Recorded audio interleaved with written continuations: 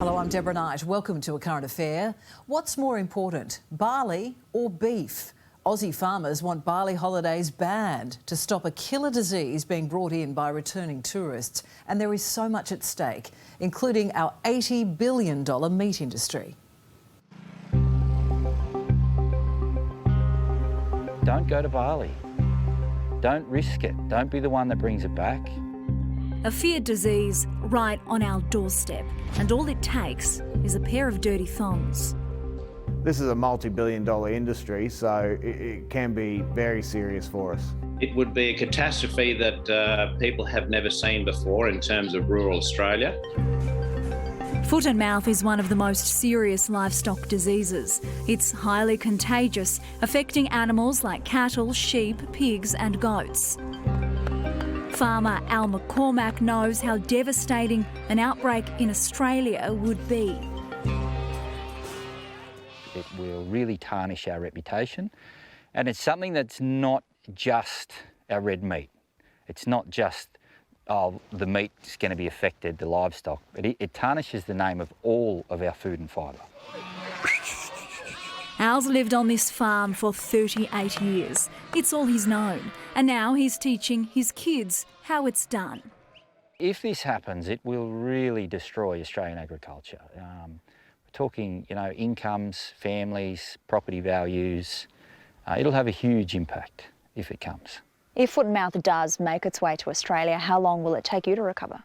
Just depends. If it's an outbreak that can be controlled, then possibly it's a short-term blip and we can get on top of it. If it's an outbreak in the remote areas, a lot of feral animals, very hard to get a clean muster on the domestic animals, it could possibly be here forever. It should be terrifying for all Australians. An outbreak in the UK in 2001 cost the country $13 billion. 6 million animals were put down to stop the spread. Droughts, the floods, the fires, they're all things we can't prevent. Foot and mouth is one we can prevent if we take the right action quickly. How do we do it? How do we prevent it? I think the short-term solution is to really pull an iron curtain down on Indonesia, and to ban the passenger flights for the short term and stop people going there. The industry's calling for tougher biosecurity measures now, or risk the spread of foot and mouth. At Darwin and Cairns airports, passengers are being greeted by biosecurity dogs. Did you hear anything about foot and mouth disease while you guys were over there? Not really, only from reading news and stuff like that. Okay, did you have to wash your shoes? Any sniffer dogs? No. So business as usual? Yes. Yeah. At Sydney International Airport, these returning travellers from Bali say not much has changed. Did you have to do anything extra? Wash your shoes? See any sniffer dogs? We didn't have to, but we did. We just got like an infographic, and then they had like announcements on the plane. That was about it. Are you going to go home and clean your shoes? Yeah, I already did at the hotel. You're a dumb backwards hick who's good for nothing and you're bloody useless. That's exactly what the city-centric Australian federal government thinks of us.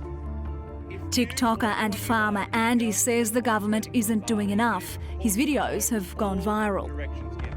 Because if they respected us, they would be doing everything in their power to stop foot and mouth disease from entering our country. It will bring Australia's livestock industry to a standstill. Given that the introduction of this virus could cost the Australian economy anything up to 10% of GDP, I think a bit of discomfort and a bit of humbug for tourists going home to make sure their shoes are clean is a pretty fair insurance policy to pay. Dr Ross Ainsworth's an Aussie vet living in Bali, where foot and mouth's been rampant for a month, possibly longer. Ross, how could the virus spread to Australia? An animal could drop some virus onto the ground in its saliva or through discharges from foot lesions, and then that tourist could step in that, get it under their shoe, and if they're heading for the airport, then they could have it in Australia in a matter of hours. And there's 500,000 cows, and more than that, pigs need to be vaccinated here in Bali, and that's going to take probably between 6 months and a year before this herd is protected. Australia's one of a few countries with more livestock than people. Last year, we exported 1.45 million tonnes of red meat. A large outbreak could cost our economy more than $80 billion. We are very fortunate that Australia has some of the best biosecurity measures in place. It's been the backbone of our agricultural export industry for over 100 years.